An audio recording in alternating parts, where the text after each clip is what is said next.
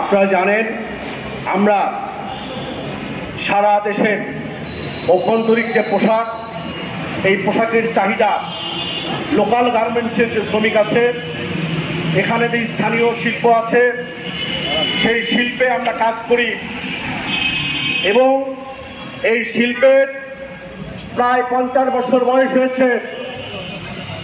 এই শিল্পে লোকাল গার্মেন্টসে প্রায় লক্ষাধিক শ্রমিক ঢাকাতে কাজ করে।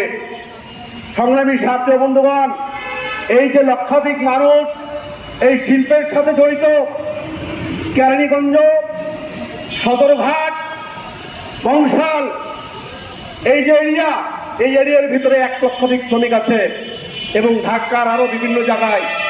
এই শ্রমিকদের নিয়োগপত্র নেই, এই শ্রমিকদের পরিচয়পত্র নেই, এই শ্রমিকদের পাচার মতো মজুরি নেই, এই শ্রমিকদের ন্যূনতম কোনো মজুরি নির্ধারণ নেই।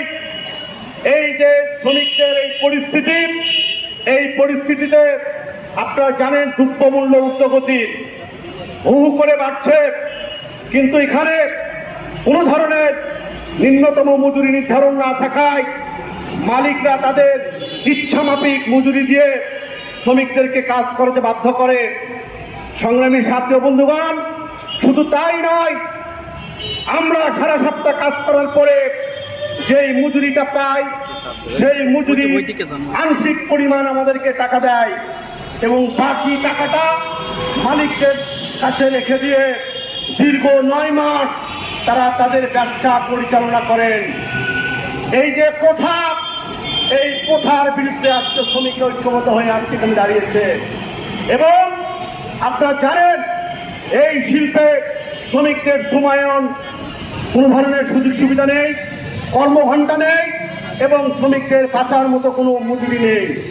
এই পাচার মতো মজুরির দাবিতে আজকে আমরা এই সমাবেশে উপস্থিত হয়েছি এবং এই সমাবেশের আজকে সভা পরিচালনা করার জন্য আমি আহমেদ সুজনকে আহ্বান করছি এই সবার কাজটি শুরু করার জন্য। ধন্যবাদ।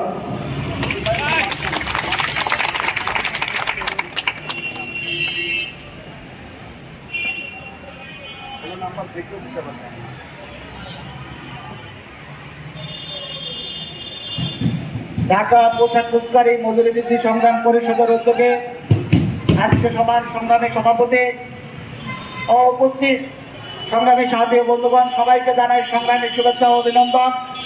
সংগ্রামী বন্ধু, আপনারা জানেন যে আমরা দীর্ঘদিন যাবৎ এই সেক্টরে যে নিয়ম, যে অনিয়ম, সে অনিয়মের ভিতর দিয়ে দীর্ঘদিন যাবৎ যে কাজ করছি, সেই কাজের প্রেক্ষিতে আমাদের যে ন্যায্য মজুরি, সে মজুরিটুকু আমরা পাই না।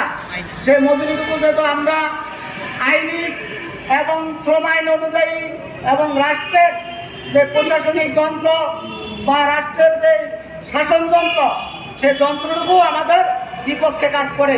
আমাদেরকে সহযোগিতা বা সাহায্য সহযোগিতা কোনোটাই তারা করে না। আমরা যেহেতু এই সেক্টরে কাজ করি এবং সেই সেক্টরে যেন নিম্নতম একটা মজুরি আমরা পাই এবং সেই সেক্টরে যেন আমরা বাঁচার মতন একটা মজুরি আমরা যেন আদায় করতে পারি, মালিকদের থেকে নিতে পারি, যাতে করে আমরা আমার পরিবারের চাল ডাল নিত্য প্রয়োজনীয় জিনিসপত্র কিনে যেন আমি কোনোরকম বেঁচে থাকতে পারি। বর্তমান অবস্থায় যে পরিস্থিতি, সেই পরিস্থিতিতে যে মজুরি মালিকরা দিচ্ছে, সেই পরিপ্রেক্ষিতে আমাদের যে জীবন ধারণের যে ক্ষমতা, এই ক্ষমতা আমাদের আর বর্তমানে হচ্ছে না। তাই আমরা আগামীতে আমাদের মজুরি আদায় করবো ইনশাল্লাহ। সেই প্রেক্ষিতে আজকের সভা সমাবেশ সংগ্রামী বন্ধুগণ